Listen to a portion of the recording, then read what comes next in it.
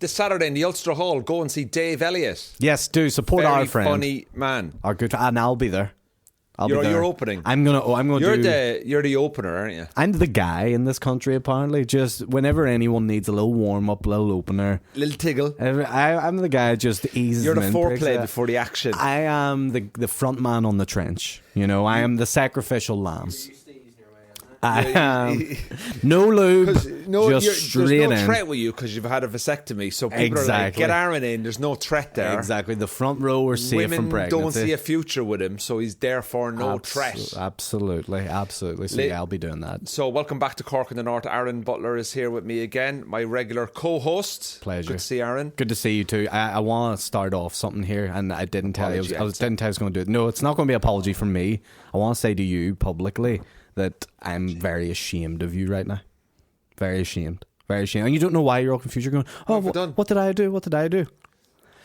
You went on Kieran Bartlett's No Blasters and had the worst showing of FIFA I've maybe ever seen in my career, lifetime, and ever. And I was like, I can't believe I co-host a podcast with such a terrible FIFA player. Give me the rundown of what happened. Where did it all go wrong? Give me the post-match analysis of what you think happened for your FIFA career. So Kieran Bartlett invited me onto his podcast. His podcast is called No Blasters, and it's about basically you play FIFA with him and you chat, but you play FIFA. I played three matches of FIFA with him. I didn't score one goal. Anyway, but there's something wrong with the controls. No. Protestant controls. Yeah, that is what it is, even though Kieran's Catholic. I basically... Is he? We don't care. I basically buckled... under the pressure. I was not under the pressure, but when I was a lot younger, I used to play FIFA quite a lot. Right. And I haven't played it for maybe 6 or 7 years. You're out of it. Even the finger movements are out. There was the sprinting, the coordination, and also with the joypads on the Xboxes now, you can kind of go up, down, left, right, or there's a little nozzle that you kind of move around. Mm-hmm. I used to play FIFA with the up, down, left, right. Used to be D-pad. That's called the D-pad. Yeah. So now it was just. But you know what? I'm going to go back on again, and I will play him again. And I think what I'm going to do is, producer Sean has just drop his pills. His self-confidence over there. Dude, it's okay, Sean. It's all right, Sean. Don't worry about it. You'll be better next time. So I will go back on it again. I will improve. I've learned a lot. I got very frustrated on the podcast because I think he's beatable. I think I beat him. Kieran Bartlett is beatable. I haven't seen your one yet, but I did kind of lose the rag a little bit with it. But I was getting a bit because it's not that I don't like losing. I mean, I don't mind losing. Sure. I'm not one of these people that I have to win everything I take part in. Yeah. But not to score a fucking goal. That I had plenty of chances. I'll give you a laugh. So I have PlayStation 5 or whatever. If you ever want to practice FIFA next time you're going on to play Kieran, just come around to mine. We'll play like a day of FIFA and stuff. We'll record maybe and do our own No Blasters to see if you can beat me. Yeah. Yeah, I've him up in the mountains playing FIFA up in Black's Mountain. I'm a damaged FIFA. I'm the Anthony Joshua of FIFA now. I'm slow. My legacy is gone. I'm the Gypsy King of FIFA. Yes, but what I was saying is fucking come round to me. We'll sort you out sometime. Where do you live anyway? In the West, but I don't want to disclose for public reasons. There's very few people going to be knocking on your door. God, are you the guy from in the West? I'll give you a laugh. I ordered a pizza the other day, and I know. Cost of living. Not in this. Living crisis. No, we're doing well. A lot of support slots in common. The foreplay boy. Foreplay boy cleans up the literally after himself. The terrible. But I order a pizza and. Oh, bless this little kid. I mean, must have just turned 18. Looked like a child. Pale as the palest kid I've ever seen in my life. Looks like he hasn't seen sunlight ever. He looked like Dracula. Joseph Fritzl's kids. I swear to God, bless it. He looked grey. He was that pale. And he had glasses on and he was just looking down at the ground. I swear to God. He wasn't sick. Well, he looked it. He might have been. Hopefully he wasn't. I hope you're all right. But I was going to say something really bad there, but I stopped myself because we're on a public podcast and you can't do that. Don't want to get cancelled. So he looked at the ground, rapped my door, and was just looking at the ground, being like, £15, please. And I was like, okay, give him the money. And he's like, I can't believe I'm delivering you a pizza. And I was like, oh my God. I was like, this is the most adorable kid I've ever met seen. anyone with a vasectomy before. Yep, that's exactly. You're definitely not my dad. That's another man down. Yeah. I just started chatting with him, asking what his name was. So how did he know you from? Podcasts or comedy? Yeah, comedy. He said, I seen the name in the order and I couldn't believe it. I was like, oh my God, this kid's too cute. Like, so I give him the money. I didn't tip him. No, I didn't tip him. And here's the issue with that. I feel bad for that now. Why did I tip him? Because I had the precise amount of cash on me that I was paying for my... And I also resent tipping pizza places at the minute these days because they keep putting the delivery price up. And I'm like, well, okay, is that delivery price going to the person delivering it? Because it should be. And if so, why am I tipping then? There you go. But I should have tipped. Yeah, I'm in the wrong. Did he ask for a photograph with you or anything? No, I didn't want to be like, do you want one? In case he didn't want one. You know what I mean? Come here, you. No, I don't. He goes, can I have a photograph? Not just of the pizza being delivered, just for the admin for the office. And we see now, want to take kind of photograph? You're like, yeah, do a massive pose next to the pizza. And then I was also like, please don't tell anyone where I live, little boy. And he's like, no problem, Mr. Butler. I got stopped in Lisburn Road. Oh, laddie da, what were you doing on there? I was just walking down the street and this guy walked past me and went, excuse me. And I turned around and he goes, oh, can I shake your hand? I'm a fan of your podcast. And I was like, oh, hi, how's it going? Have you got any money? I know. Cost of living. It would be nice. Cost of living's crazy, isn't it? And I just kind of like shook his hand and I went, oh, thanks very much. And then there was there's that awkward bit where you're like, all right, we're done now. Yeah, how do we end this? The transaction now. Yeah. So I shook his hand. He seemed like a lovely fella. I think he watches this. So how are you? If you're the guy that stopped me on Lisburn Road. Yep. And I was just like, yeah, cool. And then it's just like that awkwardness of what else happens here? I know. What else? Another guy stopped me in a petrol station. Amazing. And I was coming out. He was coming in. He's a taxi driver, and he's went, Cork in the North, and I just went. Yeah. I just don't know what to say. I mean, maybe he doesn't watch a podcast. He's just like Tourette's and he says what he sees. And he's like, Cork in the North. Yeah. He just knew. But yeah. It was just me standing there with my Cork jersey on. But no, that does kind of happen. But I think my I don't know if my neighbours know. Oh, my neighbour is tuned in. I have a neighbour and I think they're really nice people. And I think they're a bit like, they don't really... I say, I'm away for the next 4 days working, say if I'm in London. But naturally, if you're having a conversation with somebody, you'd go, all right, cool, what are you doing? Like, what do you do? You know, if you're getting to know your neighbour, they never ask me what I do. So I have a feeling because if they do say it to me, I say like, oh, I'm head of the murder squad in the PSA. Head of the murder squad. Like I've got into taxis before, and they've said, "What have you done?" I used to have a story I did not want to say. Depending on how long the journey was. You don't like to say you're a comedian. Comedian, absolutely. What not. Was your? Because the first thing you do, you say you're a comedian in a taxi. They go, Jim Davidson, he's dead funny, isn't it? I'm like, oh no, I don't want to get involved. So you know, but he is. Have a guess what people's job. I came up with. I created a fake job for myself for Uber rides. Have a guess what job it was that I. This is when I lived in England. Head of human resources. No, that's a good one though. No, do you know what I was? Always a default one. Yeah, go ahead. The editor of Match of the Day. I mean, that's a good one. Because my friend's husband does it. What's good about that is you can just get really into the character of that, can't you? Start talking about football and I'm fine with that. Yeah, that's a good shout. So I've got my bar staff at the Kremlin. A friend of mine, a guy I know, Andy, he edits Match of the Day. He does editing for Match of the Day. So he'll go up to Salford. Oh, very cool. Spend the whole day up there, like Ian Wright, Alan Shearer and all them. They're like cutting all the clips for them. Oh, yeah. And he basically like puts the package together. So at night time, obviously everything syncs. And he's like, yeah, what you do is all the games are on and they'll give you notes, cut this, this is the build-up play, this is the analysis Shearer wants, this is the analysis Ian Wright wants. Basically the absolute wizard on the editing system. Just oh yeah. And do that. And I say if you edit Match of the Day, just say, oh yeah, we just get the highlights and package it together. It's quite boring admin job. And then they go, oh, did you see the game last week? And you go, let's just do football then. And if they're not into sport, they don't talk to you. That is a pretty good. But if you say comedian, you are opening this fucking door. You don't want to be involved. My neighbours are like the one side of me. I just moved house last year, and one of the first months I was there, I like go to get in my car to walk down the street, and neighbours like chasing after me. Arn. I was like, I don't think I didn't have my glasses on. I was like, I must be looking for someone else. I get in my car. He knocks the window of my car, and I'm like, oh, okay, everything okay? He's like, love the podcast, love comedy, unbelievable. And this is my new neighbour, like, and I'm like, great stuff. How old is he? He's in his early 30s, I believe. How's he been since? Oh, to be fair, we barely speak to each other, but he's always nice when I talk to him and stuff like that. Just and there naked, like. Yeah. He's always very friendly. And then the other day there, I did support for Shane at the Opera House, and he seen me on the street. He's like, I was at the gig. Unbelievable. But yeah, These are all just really nice stories. They are. But I most always people aren't very nice. Most people are nice, but if you're like a Z list, yeah. But I always worry that I'm going to say something that they'll not like. I haven't got any nice. Well, yes, there's been nice people, but the last 2 encounters I've had with people was somebody. I went to the 80s night, right?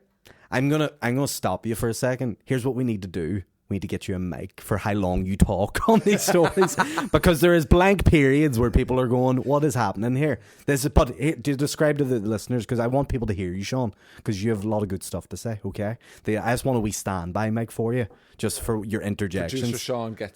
Producer Sean gets it behind the camera mic. Is what I foresee happening here, Sean. Yeah. Just gentle feedback. So you went to the 80s night, and this guy came up to me and was like, "Yo."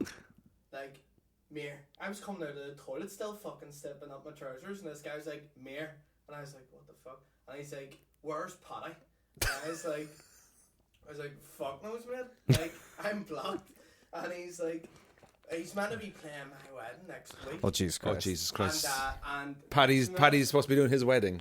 Next minute, I'm fucking being told I have to change about the time of my speeches and all this. I was going like, what do you think I'm going to do about this now? And then he's like going, he's like, well, are you not his fucking manager or something? Your best thing to do. Your best thing to do in that situation is just go, I'll sort it out, mate, don't worry. And then just walk away. But listen, this is West Belfast during the fucking Sounds like the kind of guy that I could be booked for a second wedding. Yeah, that sounds about right. Mate, I'll say to him, dead on. I went to walk on, and a big scene starts fucking occurring around the urinals. People are going, you messing you about, Sean? What's happening? What's going on? And going, is he saying Paddy's shit? Paddy's not shit, you fucking cunt. What'd you say? Like, Jesus Christ. And I swear to God, it was fucking wild. And did Paddy do the wedding in the end? I don't know. Probably. Paddy loves a good wedding, like, to be fair. He loves doing weddings. He loves doing, yeah. And to be fair, he's probably got a great set for them. You know what I mean? I detest doing weddings. I did a wedding last week in Cyprus. Oh, but you were emceeing a little bit, and it was a friend's wedding. So it was a bit... shat myself. Oh, really? Did you get real? Before. Yeah. Do you know that was kind of my way back into stand-up? Was I did a best man speech at my friend's wedding in Italy in 2018, and it did like 10 minutes, and I was like, I could get back into. Do you know what? I had an opening joke ready to go. Oh, and I remembered. And I buckled out of it. Yeah, you fucking freaked out of it. So the wedding was amazing. Don't get me wrong, it was great, right? You turn up, and I was very nervous because obviously it's not like a gig where if you die in your arse, you just go home. You can leave. Yeah, I can't leave. Yeah. So it got like really serious, you know, like it was really good wedding, amazing, honest to God, one of the best weddings I was ever at. And then I have to do like, ladies and gentlemen, please welcome Mr. and Mrs. thing. And then there's like a protocol to get this right because dinner was being served at dusk when the sun was going down, and it all had to be timed like spot on. And you were told you have no more than 5 minutes. Wow. This has to be fine. We have to be done within 20 minutes. It's like the new comedy awards. And I was just like, Jesus Christ. So I just went up, and I could just see everyone looking at me, going, this better, and I just buckled. Now I made one or two light-hearted comments and stuff like that, don't get me wrong, but I think I did a very nice job, and I introduced all the speakers and stuff like that, and it was great. And I made a few comments, like, don't get me wrong, but I buckled out of one or two of the jokes because I was just a bit like, ooh, I'm not. And the groom had a really, really great speech, and his mum had passed away and stuff, and it got really emotional, and I just went, the last thing you need now is me popping up with the microphone going, well, that was fucking shit. Yeah. Do you know what I mean? Like, yeah. So it was really emotional, and I just thought, you know what, let's just play this one straight, so that means nobody can criticize anything I do here, because I don't want to take a risk on someone's big day. It's very scary. Yeah, I get it. Like, I understand. Yeah, and then like, it always becomes different when emotions and stuff get involved and all that. So, what was the flight over like? Awful. Yeah. Fucking. I flew with Ryanair. They were fine. That's already. They're fine. When I fly Ryanair, I buy the first 3 seats and take them all. That's what I call Ryanair business. because here's the thing, they're only like £4 anyway. No, but you have to pay. Don't you have to pay for allocated seating? Oh, probably, but again, it's still only fucking buttons. No. What I did was I flew Ryanair and I went for the random seat allocation. Now, bear in mind, Cyprus from Dublin is 4 hours 45 minutes. I think that's Ryanair's longest flight. Probably across Europe. Probably. I think that's the longest flight, right? 4.5 hours. You could be in Dubai in like 6.5 hours. Yeah. And on a flight to Dubai, you have like a TV. You're going to get 3 meals. That's right. Ryanair, you're getting fucking abused. Yep. Anyway, I get on 5:45 a.m. flight. So imagine I had to be at the airport for like 3:30 because I parked the car and all that. This is already awful. And I stayed at my cousin's the night before down in Dundalk, and I slept for about 20 minutes. So I arrive in the airport, and a cattle mart of absolute fucking arseholes on the plane. I swear on to the God. Plane. Just you know when you're like stag do's. I got my seat, random seat. I was sitting on the aisle, and I had a bag on my back, and I'd paid for the 10k bring it on luggage, right? Lovely, yeah. So I had priority queue, but the priority queue is literally 3 times. Everyone gets priority queue. What is the point? It's a scam. So I decide I ain't queuing up. My bag's going on the plane. I don't care. It's going on. Yep, be the last one. So I sit and I'm watching the queue of people going on, and I'm thinking, oh God. I'm just looking and going, there was babies screaming.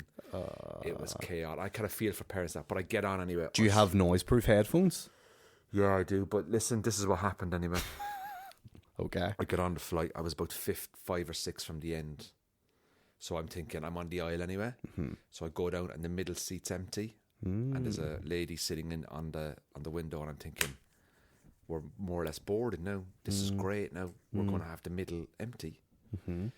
Anyway, I'm sitting there, and I'm kind of like, bag was actually space above me, so it was fine. Good. Bag is above, little bag in front of me. I'm just kind of like waiting for the sort of like, we're now fully boarded.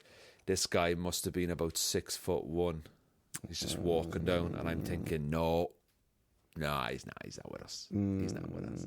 So anyway, I'm sitting on the aisle like this, and he comes down, and I'm just kind of like sitting looking at this emergency booklet, what to do if you land in water. When you fucking crash in water, that should be. Yeah. Nothing lands no one in lands water. in water. No one lands in water. Oh, I'm just going to go for a drown. Yeah. Like, it doesn't work like that. We're just refueling in the Atlantic. If you don't mind. Yeah. So anyway, this guy comes over, and I'm just looking straight ahead. And instead of him, like, saying, oh, excuse me, sorry, man, I am actually in the middle seat. He just stands in front of me and looks at me, and he just went, oh. So I decide to get up, but as I get up, he doesn't move. Right. Like, he doesn't move. So how am I supposed to step out of the aisle, out of my seat, onto the aisle to let him into the middle? So I stand up like this, and I'm like, you need to move. Yeah. For me to let you in. And did he get the message then? No, because I stood up and I had to kind of like bump my chest against. I was like, and he kind of like stands. He'd no luggage, he'd no phone, he'd no book. Who was this? I thought this guy. Is this guy's going to blow like up the priest in plain clothes or something? Yeah. Anyway, he goes in, he sits down next to me. What's he do straight away? Both elbows. He's big guy now, right? So I'm kind of leaning like this, like I'm like this on the flight, right? No. So then you should have touched his leg just to one up him. Oh man! But for 4.5 hours, he never once looked at his phone. He never once listened to music. What? He never slept. What? He just stared in front for about 4.5 hours. I was sleeping, listening to music. I was reading a golf magazine. I was up and down to the toilet. I was standing at the back of the plane for an extra 10 minutes just to stretch. He just sat there like this for 4.5 hours just doing this. That's actually more impressive. Just looking around like that, you know. And I'm thinking, is this guy been in solitary for 20 years and he just knows how to do this? That is. And he was just looking around like that, you know, for 4.5 hours. He did nothing. We land, do the holiday, fly back. Guess who's on the fucking flight back? Amazing. Literally half there only is one flight that goes away, so of course it's going to be there. And also as well, there was a couple on the flight, and I think the woman gave your man a blowjob. On the flight? Yeah. It was disgusting. They were sitting behind me, and there was another people kind of heard them complain on the way over. Wow. Whatever way she was like sleeping on his knee. Oh, yeah. Let me tell you something. There was something happening there. Wow. Fuck. I got up and I took a load of videos. I didn't. But they were on the flight on the way back as well. And the guy was like this to her for the whole flight. He's like holding her like this, you know, like cuddling into her 4.5 flight. And I'm thinking, oh, they're excited. They're going away on holiday. They'll spend a week together on holiday. And then on the flight on the way back, unless they're going for 2 weeks, I'm not going to see them. But on the flight on the way back, they won't be talking. There'll have been arguments. Oh, it was disgusting, man. So was it on the way back he did the blowy? On the way over was the blowy. On the way over was the blowy? I think it was the blowy, yeah. Yeah, because you don't do it on the way back.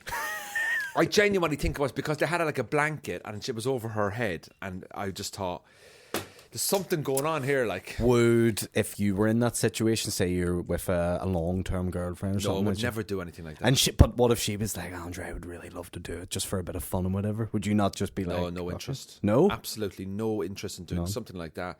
I think you think that's vile. I just don't think it's the right. It's appropriate, man. Yeah, it's not. Like, don't get me wrong. Like, it's all cool and well and good having a bit of fun with your partner and doing really cool, exciting things. It is. But like being on a plane like that is serious. Doing stuff like that on a plane is serious. That's a criminal offence. It's probably is it a criminal offence to have sex on a plane? I think it's not. I don't think it's not a criminal offence. It should be a criminal offence to fucking be an hour late, like every day to flight. There was a girl I know. She was like our cabin crew for Emirates and stuff, and she said like you would see, like pretty regularly, like you'd have to tell people off for that sort of behaviour. Like you would just, their protocol is to just like tap them and be like, please stop doing what you're doing, and then they'd be like, oh sorry, we didn't realise. You didn't realise you were at home, yeah 35,000 feet, 250 other passengers. My mouth fell onto his wee wiener. I just fell onto his, and now I'm pregnant. Yeah, I think it's the flight over. It's a bold move, I'd say that. It's a bold. Hey, Sean with the get him a microphone. That's what, Sean. This is the gold that we're missing out on right here. Yeah.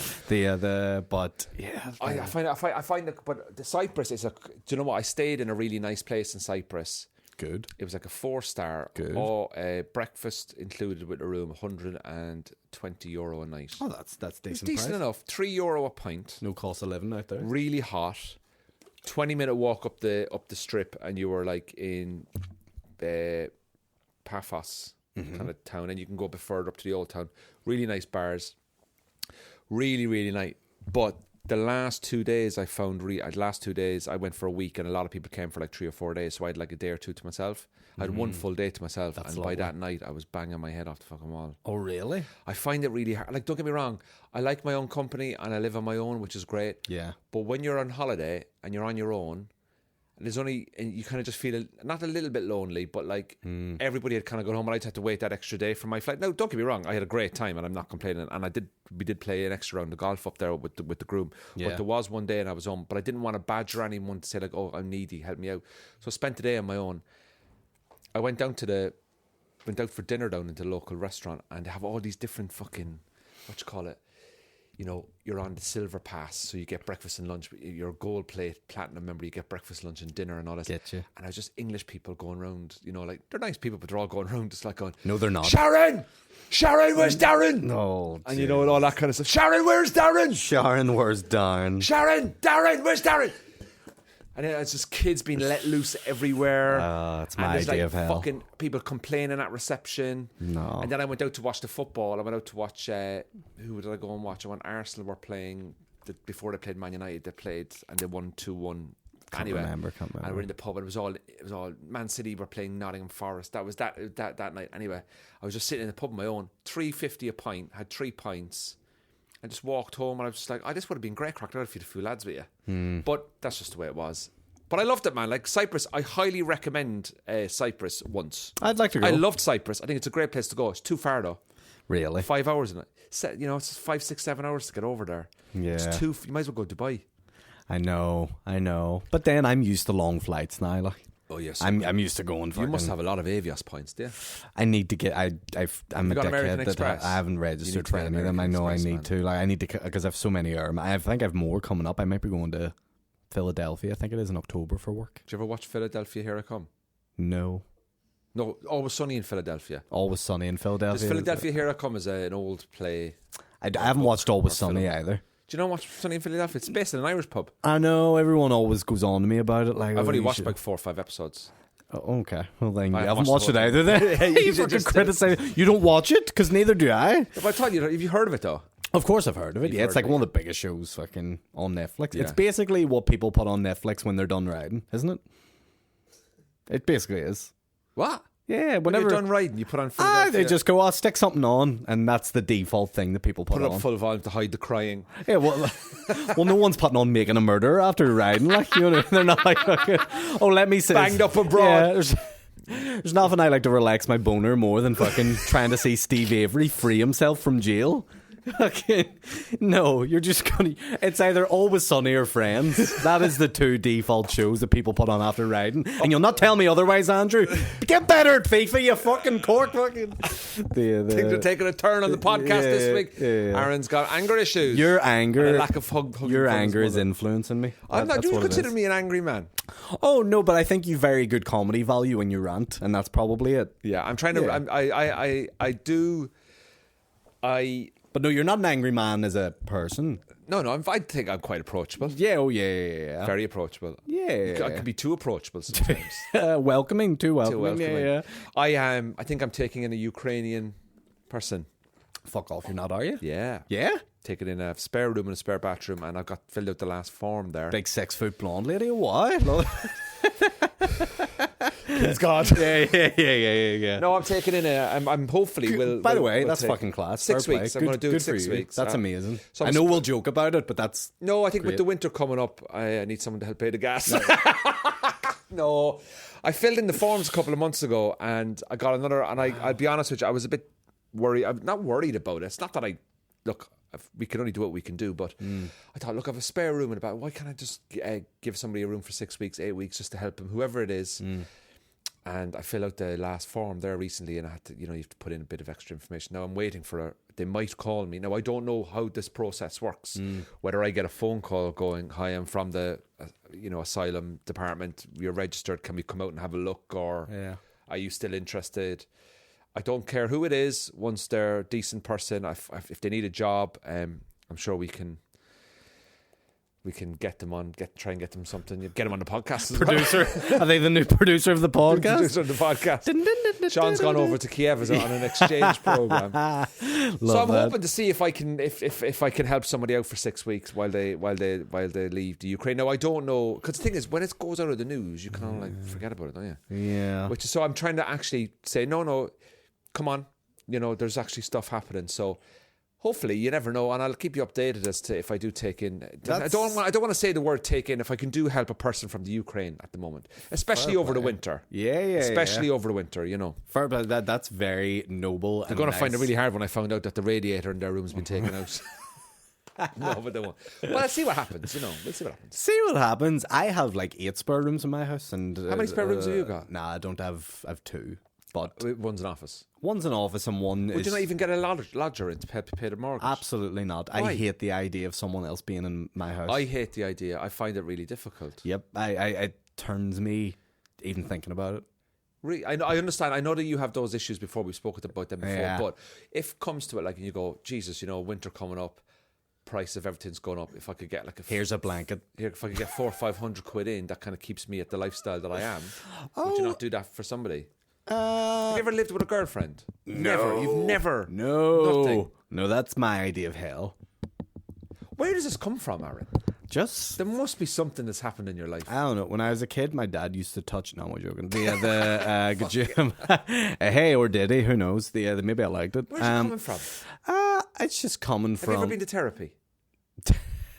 Sorry, it sounded like you said Tipperary there, but it's still good. No, I've never been to therapy. Why?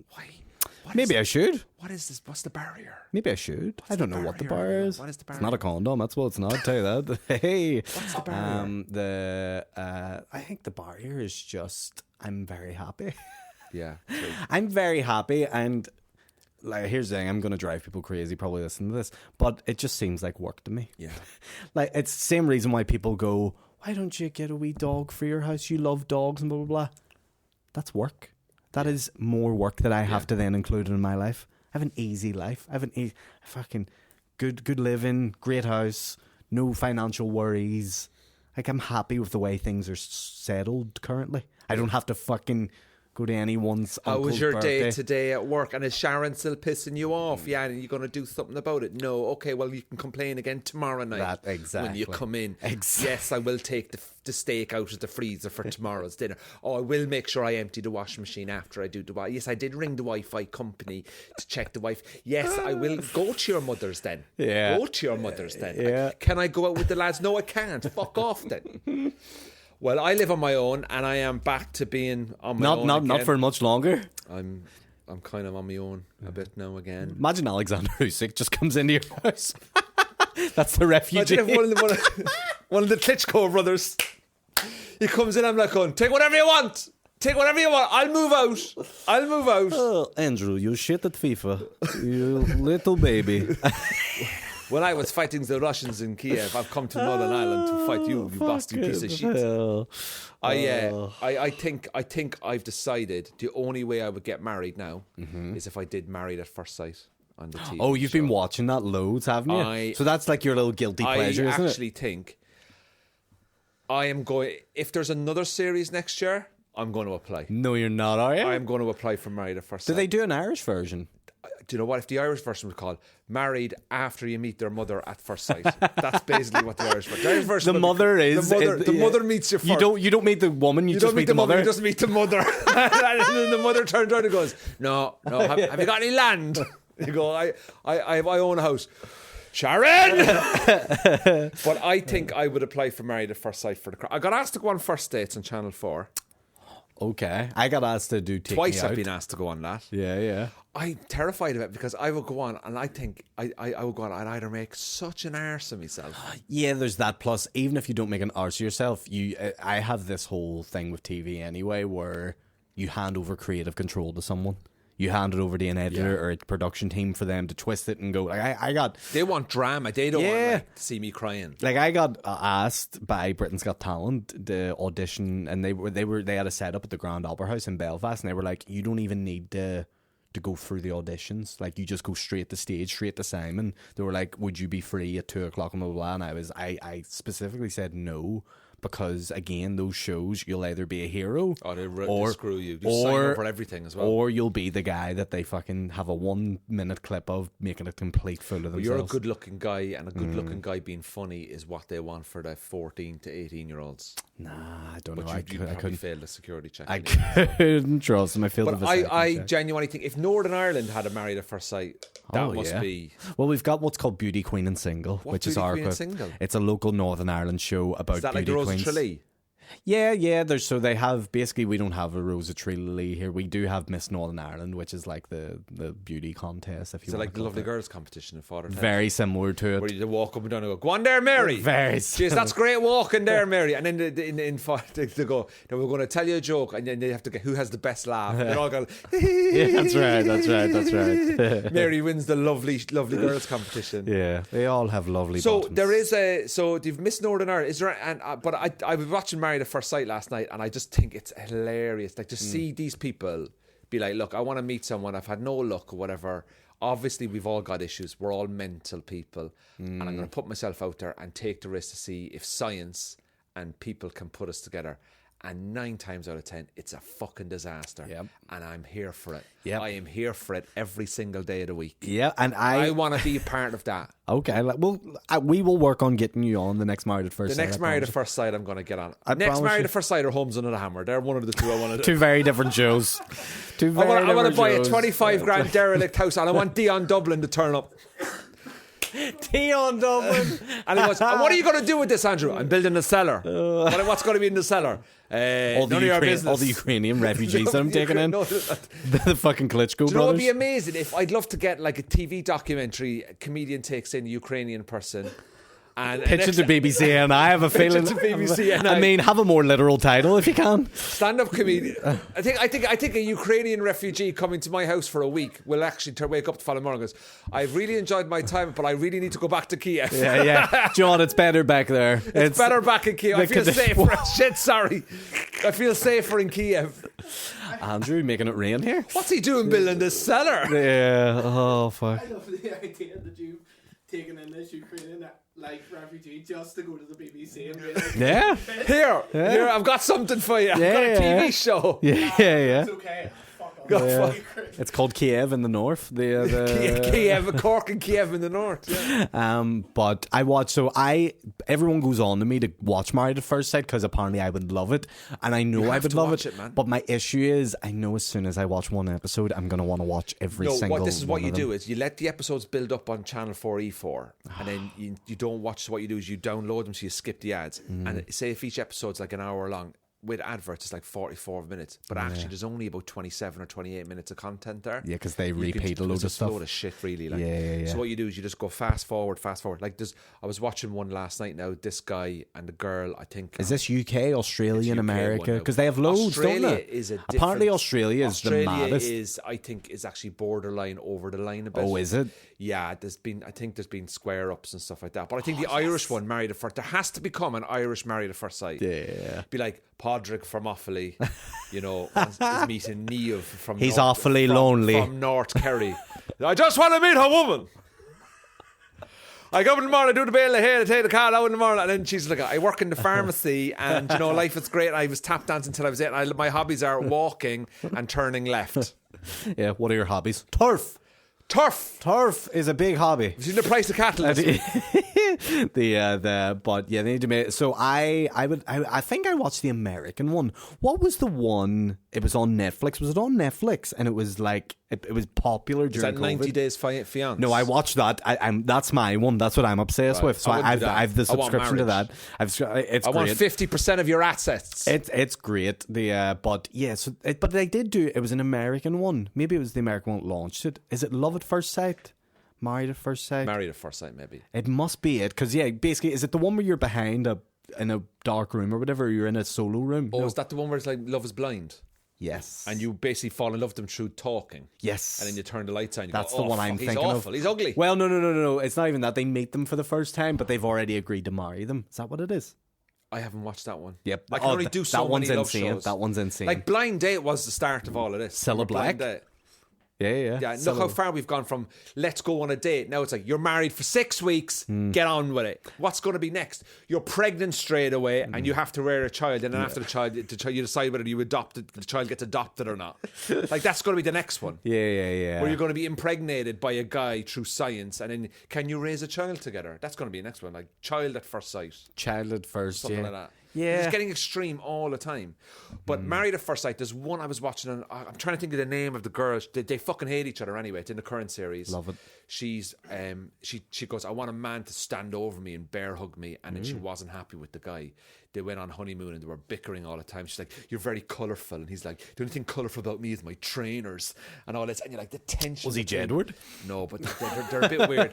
And then there's one where this girl, she like kissed another girl in a hot tub when she was going out with this guy called George. Oh, that sounds great. And he's like, I'm really upset. And then she snogged the woman in a hot tub, and then the following scene is he then ends up apologising to her, and I was like, people are being gaslit and all of this. Like, oh, that's fucking dangerous. That shit. is insane. But I am here for it. Oh, I'm here. I for am it the too. guy. If I meet someone, if I did Married at First Sight and I walk down and I turn around, now look, at the end of the day, the other person has to like me, and I have to like. So I'm not exactly Brad Pitt, right? But no, I'd look at them and I'd go, right. And if I got attitude off them, I swear to, I would cause such a fucking scene. Oh yeah, maybe it's best you don't go on it then. I am so up for chaos and that. Yeah. Because it's not legally binding unless you agree to it being legally binding after the show ends. I've done the research. Of course. But I tell you, I'd go on that man. I'd be like, what are you looking for? I said, just someone that's upright, like got hair. Big wet pussy on it. What are you looking for? Just dirty bastard. Someone to suck me off on a Ryanair flight to Greece or Crete or where's Cyprus? That's where you went. All right, that's not. I want someone with less than 6 penalty points in the license. All right, that's good home admin skills about turning the heat on, economy 7 heaters. Yep. Matching towels. Good personality and likes their job. No kids. That's quite the criteria. I think as you get older, and when you drive, you need to have a checklist. Almost stays in their lane at roundabouts. And stuff. Dating becomes an exercise after when you're older, though, doesn't it? Full-time job, man. It becomes like literally like a tick box thing. Any dates? No, I'm kind of. You're done. No, I'm not done. I'm done. No, you're done. I'm kind of like I'm taking a break, trying to figure things out. Yeah. Trying to see. I'm kind of like I need to learn how to. I don't know. Damaged goods. What's that? Takes one to know one. Takes one to know. Yeah. This is the Fucked Up Lonely Men podcast.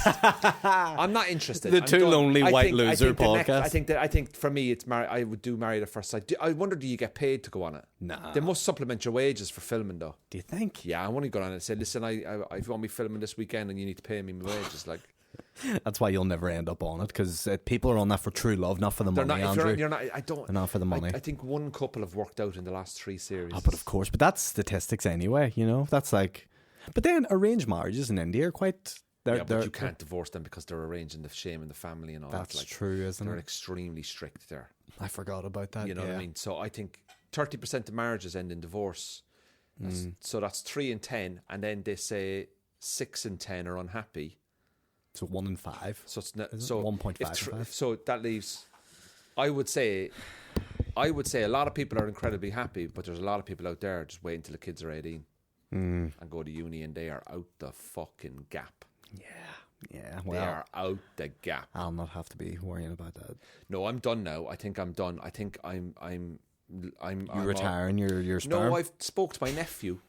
Right. He's only 12. Okay. And I said, listen, there's a bit of money in this for you when I get to 60. Yeah. If you come visit if you me, keep like, right. Yeah. Keep talking to There's me. a bit of money in this for you. I love that. Like, I'll give you. I need to find a. No, I need someone like to drive me to places and, like, you know, be friends with me. And but I need like a version of your nephew for my life. But you're sole child, aren't you? Sole child, yeah. I need to just find Why someone don't you take local. a Ukrainian? I think it's a good. I think it's something I want. I like what Putin's doing. Personally, I think he's in the right. No, I'm only joking. I don't. It's very wrong. But R.I.P. That's terrible, man. It is. It's only a lighthearted joke. I just think that, like, for me, I watch the news and I do kind of like look at documentaries about it, and I don't want to be too virtue signaling. Oh no, it's terrible. I'm just like going, look, I'm in a position where I can help. Why would I not want to help? Yeah, look, I think you're a good person for doing it. And I do think it's terrible. Hopefully they'll buy tickets then to my show in Belfast. They won't even. They'll be like, fuck that, I'm sitting in your house tonight eating a Ben and Jerry's liter of ice cream. By the way, the freezer will be plugged out. What if they come in and they complain about how you know what I mean? What if they come in and complain about the house? What if they're like, is that only a 45-inch TV? Fuck's sake! Man, I swear to God, they would be fucking out the gap. I'll put a Celtic jersey on him, drop him off in the Shankill, mate. I'm like, that is where people go to get killed. I'm just like going, are you mental? No, they won't. I think, but it's only women and children that have fled. So, so I'd say to them, like, you know, what age? What's like the youngest you would be able to get? Oh God, I wouldn't want to. What, Sean? I'm just asking questions that people want to know. What is? This is so inappropriate. Is it? Is that an inappropriate question? To be honest with you, I'm like whatever. I'm not picking. I love how I've taken you doing a good thing and I made it. I'm not like going to stand and go, yeah, but I want to see them all before I pick one. Like, well, yeah, I'm not interested in like, that. Take me out. These are people that are suffering trauma. Bring out the next refugee for Andrew. It's just 25 white fellas with single apartments lined up. Oh, it's called Take Him In, and it's literally just gotta be in it to win it. Yeah. The winners win. Winners win. But yeah, massive action. No, I'm just gonna be like, look, anybody that needs a bit of short-term help, whatever. If it's an surely person, they can. Yeah, I'm like, I'll be honest with you, like, I'd really like to help someone maybe 50 plus. Oh, that's cool. Like someone 50, 60 plus who's maybe a bit older, who's had to flee, because my house, like, I'd say, I'm not like saying, oh, a 25-year-old that's going to be going out drinking. I'm not interested. I think someone that's a bit older, like maybe in their 50s, 60s. I'd even take a husband and wife if I could. Like, but what if the people in their 50s and their 60s come over here, get a taste of the good life, and like start going out clubbing and all, even because they haven't had it back home? They won't. No, like, I'd like to maybe. I introduce them to the Kremlin. I genuinely think an elderly couple I'd be happy with. Someone that'd say, listen, this is the deal, right? I like this for breakfast. I like that for lunch. If you can do that for me, that would be good. You know, I'm only joking. I won't do that. But I think an elderly couple, I'd like to help out an elderly couple. Oh, 2 people you're bringing in now? You bring an elderly couple, though, wouldn't you? Can you? Yeah, I think there's older people have come, like genuine elderly. I tell you. I'm not too sure, but I think an older couple, I'd like to help an older couple. Flat out riding in your house. We are safe now. We do it. We do blowjob on the way over here. That's terrible. That is terrible. Going to hell. Oh, I am. I really am. Going to. I really hell, am. Aaron. But this was my thing about asking about the age. Is like they can't hand you like a 6-month-old baby and be like, good luck. Surely. I'm sitting there going, Aaron. 2 men and a baby sitcom. BBC and I. They're not. We're still selling it. Standing there going. Do you want to come on the pod? I could do with a new guest. Goo goo gaga. That's how they say it in baby terms in Ukraine. I came up with this theory though about I do a whole routine about going to Copenhagen doing gigs, and I kind of slag off the Danish purely because I'm jealous that they've got like a really solid culture. Yeah. And they've got good education and health.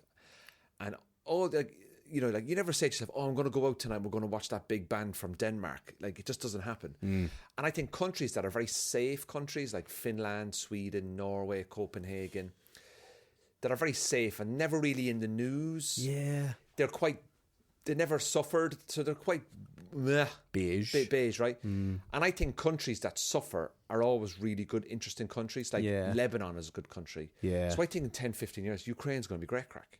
Yeah. Yeah, I think when so. they start rebuilding the Ukraine, whatever way, and thank God, hopefully this will end a lot sooner. Yeah. But when they start rebuilding the Ukraine, there's going to be a massive effort for people to come into the Ukraine to rebuild, get people back in housing. You know, there's going to be a big European effort. And I think that's when the real spirit of people will come together. And I think it'll be great for arts, great for people to deal with trauma, working together, building communities, you know, build back better. Make Ukraine great again. Make Ukraine great again. Trump. And I genuinely would like to maybe go over for a week and maybe put on comedy shows over there to try and get people laughing again. But you'll be in your 50s at this point.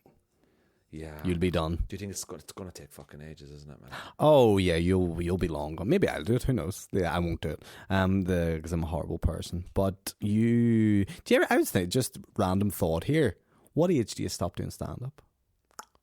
There we go now. Isn't that such a... Because I was thinking this the other day, I was like, what's the oldest comedians you sort of know on the scene? I think, you know what? I think 60 is the latest for me anyway. Yeah, because it's just like... But do you want, like, I don't know. But Bill Burr's 54. Yeah. And he's not stopping. I don't look at him as George Carlin was up there. But do you know what? It's very few. There's no open mic 60-year-olders. That's why. But there's yes, that is true. But I also think why would you want to give up something you love? The age is just don't worry about the age. Tom Cruise doesn't worry about. Did you see Tom Cruise yesterday? No. How old is he? 60. Tom Cruise is not fucking 60. Look it up on you. I bet Tom Cruise. I bet you a blowjob on a Ryanair flight to Cyprus that Tom Cruise is 60. Sean, Tom Cruise is not 60. Tom Cruise is 100% 60. Tom Cruise is about 45. Fuck off. Tom Cruise is definitely 60. 50 at the late. Tom Cruise. Tom Cruise is not 60. Sean, tell this. He is not 60. Tell this. If Tom Cruise is 60, I'm worrying about my life here. There's no way Tom Cruise is 60. Well, get ready to worry about. 3rd of July, 1962. He's 60 years old. Isn't that and that's Tom life. Cruise is 60. And yesterday, yeah, there he is, the big you fucking are joking me. Stupid looking boss. But here's the thing. People give him a hard time because of the whole Scientology thing, which is understandable, as he should. But I kind of like him a lot. Because he's out there. Because 60 still looks pretty good for his age. Still looks great for his age. Is a video yesterday of him just hanging off an airplane, just talking to the camera, just giving a birthday message to someone or something. Hey Sharon, happy birthday, Tom Cruise. Hope you have a great weekend in Lagan Valley. Literally, he's hanging off the side of a plane, just hanging on. Yeah, but he's got the money for that, though, man. But isn't that great that a 6-year-old guy's just doing that? Like, there's no need for him to do it. He's just filming Mission Impossible 7, Top Gun 2. He just doesn't give a fuck. He's living the best life ever. I can't believe Tom Cruise is 60. Who else is old enough? Who else is old? Good question, actually. Who else is old? How old is, Matt Damon? Oh. 55? He must be 55 then, is he? 50, How I old would is Matt say. Damon? I love Matt Damon, man. Yeah? Man, he's the only guy that when I see, I'm I totally fanboy over him. I just... 51. Yep, that sounds about right. Ben Affleck's probably the same. They're in the same age. Isn't Ben Affleck's brother a bit dodgy? Is he? Casey Affleck. Is he a bit dodgy or something? When you say bit dodgy, what was that? What would that entail? Women, with women? Harassing women and stuff. Oh, probably. Is he? What the I search here is Casey Affleck a bit dodgy. Yeah, type in is Casey Affleck dodgy? Yeah. They should have an Irish Google first questions like that. First question. Is yeah. Casey Affleck a bit dodgy? Yeah.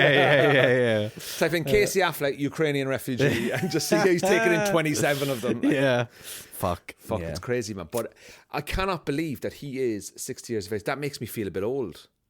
Yeah. It just shows you, like, time and age waits for no one. We will all eventually die. Well, die, and we'll all get old as well. Oh, yeah, hopefully we get old. That's because you want to live, you know. But yeah, it's taken a dark turn, hasn't it? Aaron, so what shows have you got coming up? Dave Elliott, Ulster Hall, Saturday. Come to it. I can't make it because I'm working elsewhere. I'm in Liverpool. You're all over the show, I understand. 5 shows on Saturday I've got. 5 shows on Saturday? Holy 4 shows, no. shit. 1, 2, 5, 6, 7, 8. I have 8 shows this in 3 days. That's amazing. 8 shows in 3 days. And I'm staying in Airbnb for the first time ever. Oh, lovely. I've never done Airbnb, and I've signed up to it, and I found this place outside Liverpool. It's like 35 quid a night. Why wouldn't you? And the reviews are amazing, and the person running it seems like a nice fella. Entire place or just a room? I have an entire basement with a bathroom. That's and all cooking, you need. I think. That's all you need. Yeah. And it's right on the train, 15 minutes into the central Liverpool, right on the beach. I mean, I don't know what a beach is like in fucking Liverpool. Like, yeah, you're not going. It's just fucking plastic water bottles. Yeah. You know what I mean? The exciting. So you're opening for Dave Elliott at the weekend. Opening for Dave. I'm also opening for Shane Todd at the Waterfront on Friday. But guys, unfortunately, sold out. Can't get your tickets. Maybe next time. And then I've just every other gig under the sun coming up. I've loads. I'm everywhere. Follow me on Instagram. You'll find it all. Thank you very much, Aaron, for coming on to this week's Cork and All podcast. We have some very important information coming up about the members' episodes that are coming up. You can, if you want a little bit more of me interviewing different types of guests, you can subscribe. See all the links. It's very easy. It's all in the bio and all the links. It's dead easy. Loads of cool guests. Thank you very much, everybody.